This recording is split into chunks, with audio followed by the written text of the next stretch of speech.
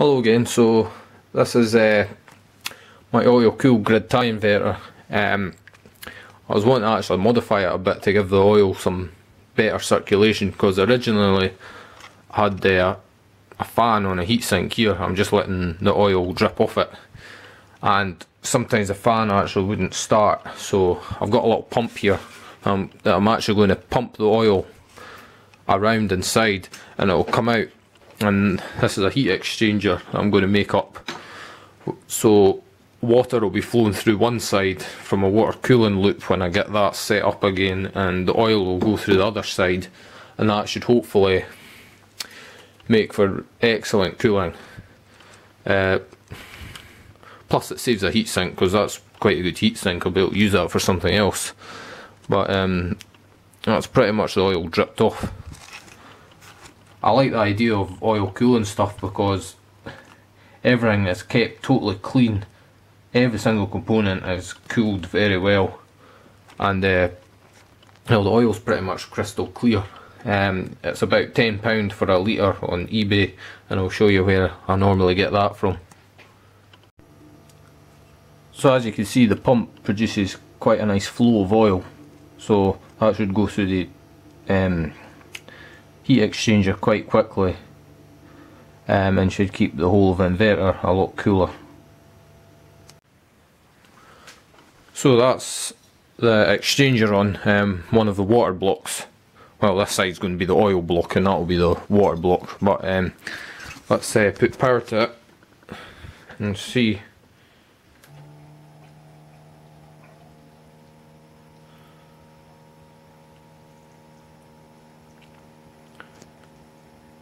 Well, the flow rate's not brilliant, but I should still get better cooling from it, I hope.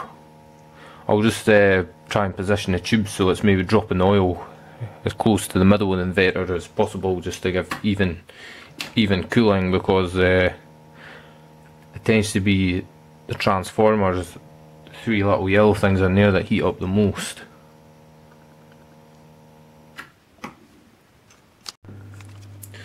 So now each flat side of each water block will now be cleaned with methylated spirits, and then we'll put some thermal compound on them, and then sandwich them together with these brackets and nuts and bolts.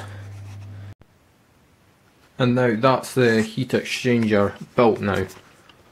So cold water, or probably more likely antifreeze, I would put through this side, and oil goes through the other side.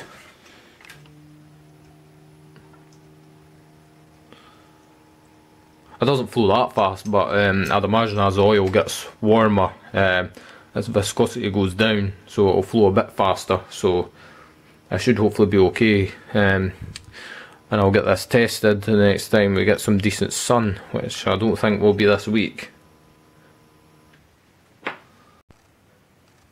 Another problem to look out for if you're oil cooling stuff is that the oil can actually come up the cable sometimes. So this cable is actually soaking my oil inside, so what I'm doing is just putting a connector block in so the oil can't go any further.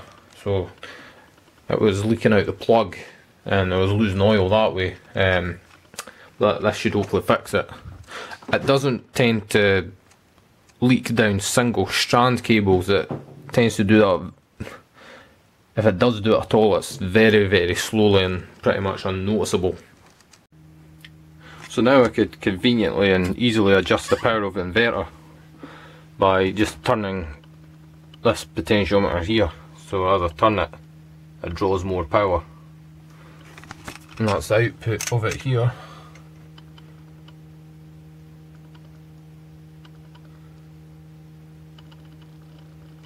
It's a lot better than reaching under the table to do it.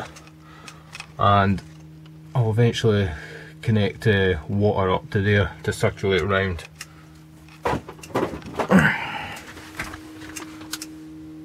And that's it all wired up. So this inverter is for helping to charge my electric car off solar when I get it, because I'm very sure I'm going to be getting a Renault Zoe, hopefully the 2015 version when it's released, and this will be able to contribute 500 watts towards charging the car, so it'll be getting at least some power from solar, which should be really good. At least all its power won't be coming from like coal and oil and stuff. Even if all its power came from the coal-fired power stations, it is still overall better, as the coal-fired power stations are actually quite efficient in comparison to all the engines and cars and everything that aren't very efficient at all. But I hope you enjoyed that, and I might update soon.